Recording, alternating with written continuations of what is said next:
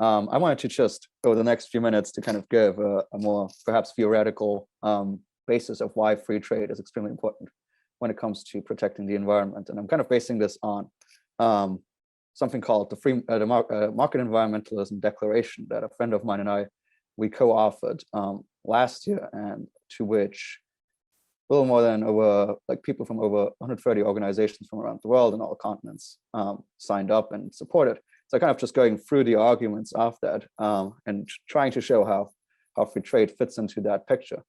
So what we basically say is that obviously I think we can all agree that climate change poses extreme environmental, economic, social risks, and that there's also just an intrinsic value in protecting our landscapes, ecosystems, oceans, and wildlife that is worth protecting. But the essential question is always, how do we do that actually? And I think normally in environmental debates, certain form of environmental policy tends to win out and be the only one that is considered, namely one that is kind of top down by a centralized government kind of implementing different policies. And we would argue that that approach has been highly insufficient, perhaps even damaging to the environment, and also to other areas of our life, including the economy. And so I think we need to kind of get away from, like always, looking only at regulations, taxes, subsidies, and central planning as a means to protect the environment, and to rather embrace the market economy, where markets, free enterprise, trade, and communities create accountability and unleash innovation, which I think is the best approach to fully address climate change and resource use. So we kind of put up 4 different areas or 4 different aspects of that we think are extremely important. First one is market economy, the second is private property rights, the third decentralization, and the fourth optimism and innovation. So market economy, I think the basic thing that we need to realize is that the economy and economic prosperity is not opposed to environmental success. We don't need to go back to kind of a hunter-gatherer society so that the environment is doing better. Rather, those two things, if done properly, can go hand in hand. We can have both economic success and environmental success. So while we often think of our world today having been based on a market approach, and so environmental damage and climate change is a sort of market failure, it seems more appropriate to think of the current approach as more of a crony approach, in which fossil fuel subsidies, energy monopolies, and regulatory capture have been the primary system that we've lived in. It has not been the market and entrepreneurs working things out. It has been very big corporations and big governments working hand in hand and getting a special deal for each other.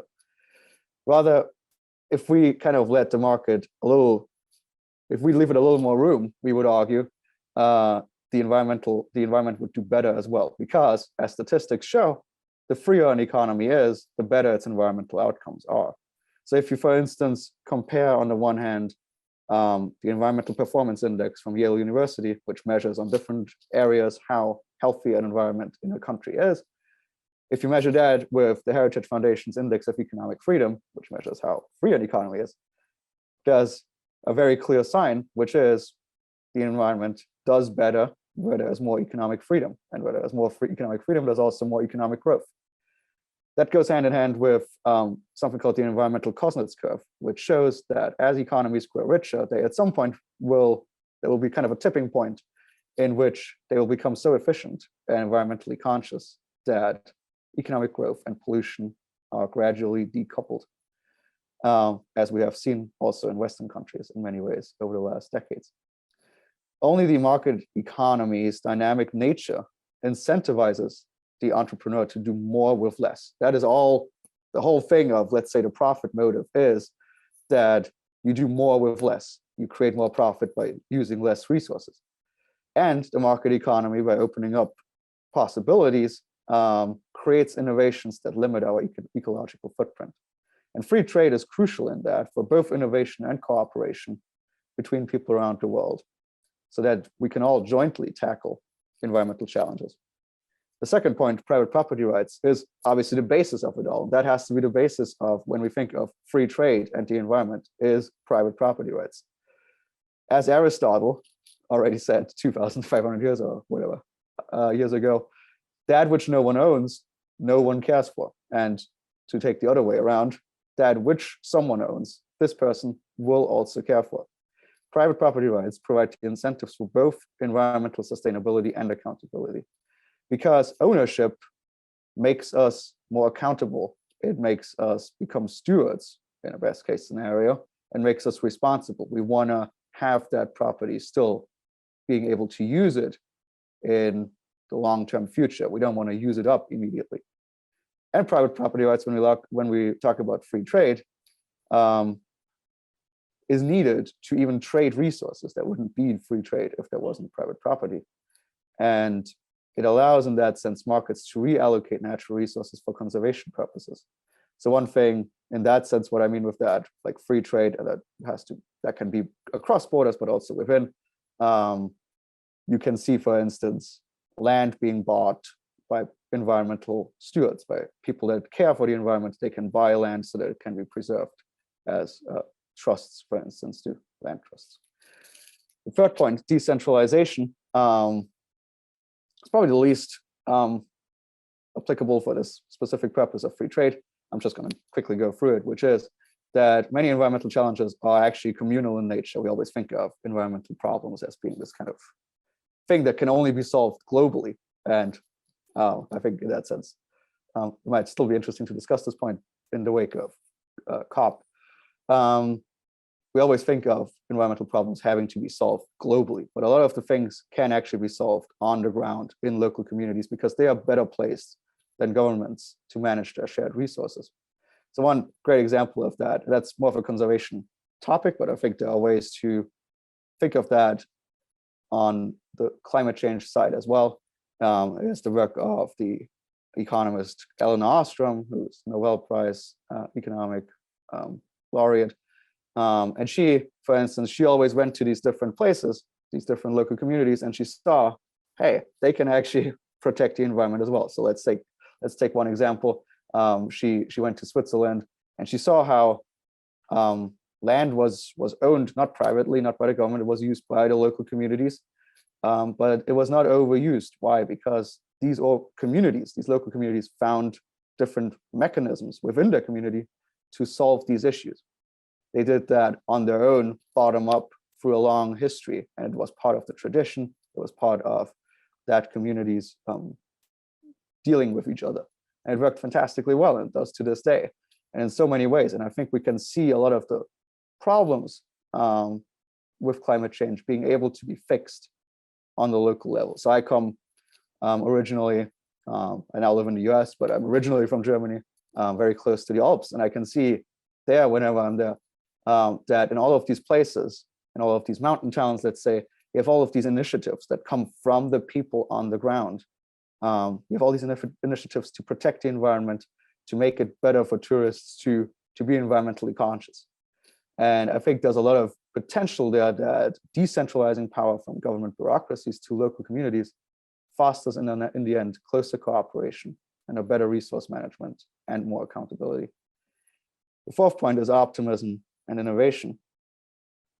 So there seems to be a general nihilism, perhaps even, but also kind of the idea, this kind of misanthropic view that all we do is damage the environment. And we are sort of the enemies of the environment, and we are basically on the highway to climate hell or whatever. And obviously, there are massive challenges when it comes to climate change, but I think when we try to focus on bringing about innovations that can help the environment, we can also become more optimistic in the power of innovation to achieve real change. And we can see human beings not just as a plague on the planet, but rather as the ultimate resource, as Julian Simon put it, capable of bringing forth innovative ideas and solutions to protect our environment. And that focus on innovation and enabling that technological progress and entrepreneurship, through that we can reject alarmist approaches and embrace an approach in which we realize that these challenges exist, but that they can actually be solved.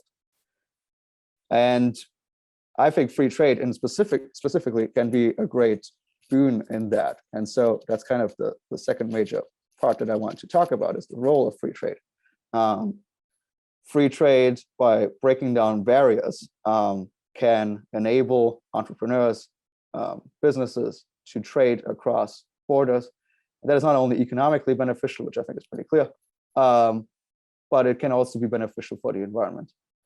So taking, for instance, just as one example, the Agreement on Climate Change, Trade and Sustainability, which was announced in 2019, it's called ACCTS in short, and it was signed by 5 countries, admittedly very small, initially by New Zealand, Iceland, Fiji, Costa Rica, and Norway.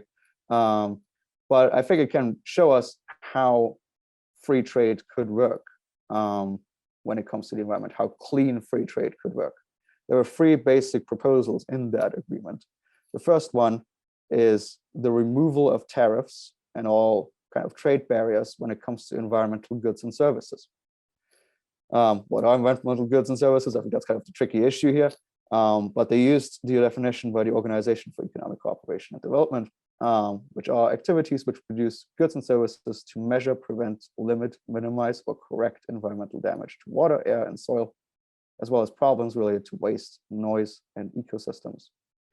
But in practice, this includes goods like solar panels, wind turbines, air quality monitors, and so forth. Like the list could be endless. But you would eliminate the tariffs and all the trade barriers when it comes to environmental concerns specifically, so as to free up the opportunity for environmental entrepreneurs to trade across borders in a much easier way and in a much more effective way. The second part is, and that's extremely important, even though world leaders seem to usually be not very keen on that for very obvious reasons, is to eliminate all market distortions that exist. And there exists a lot of market distortions when it comes to the environment. And the biggest one are subsidies, especially fossil fuel subsidies. Every minute on this earth, per minute, $10 million are spent by governments around the world on fossil fuel subsidies. That, needless to say, distorts energy costs massively. If all of these fossil fuel subsidies would be abolished, it would reduce global carbon emissions by 20%, deaths by fossil fuel air pollution by over half, and it would save revenue equivalent to 4% of global GDP.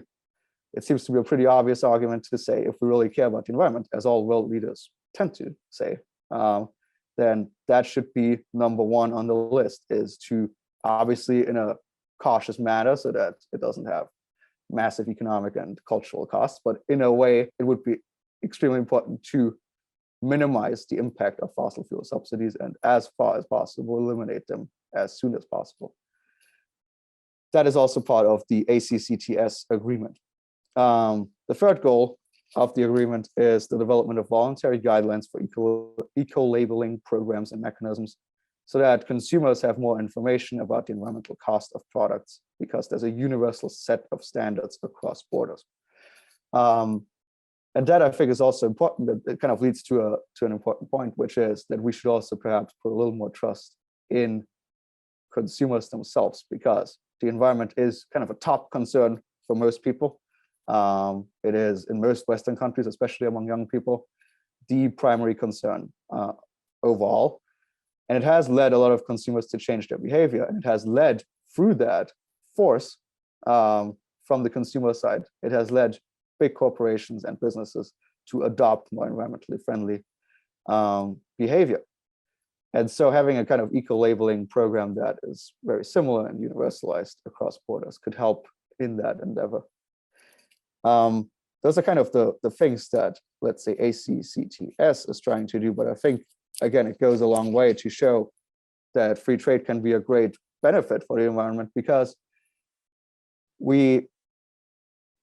I would argue, should stop always looking at ways to kind of constrain the economy by increasing barriers to be entrepreneurial, to do good for the environment, but rather through free trade, reduce the barriers, eliminate, perhaps as far as possible, even the barriers, get rid of the crony approach in which stuff like fossil fuel is just allowed to continue in this absolutely massive and astronomical way, and to thus kind of free up the possibilities for the people on the ground, for the entrepreneurs, for businesses to do a much better job. And obviously that will not get rid of all the problems, but I think it will improve the results a lot more than the general government failure of trying to protect the environment top down. I think the sort of pro-freedom approach in which freedom is expanded is much more preferable and much better to protect the environment.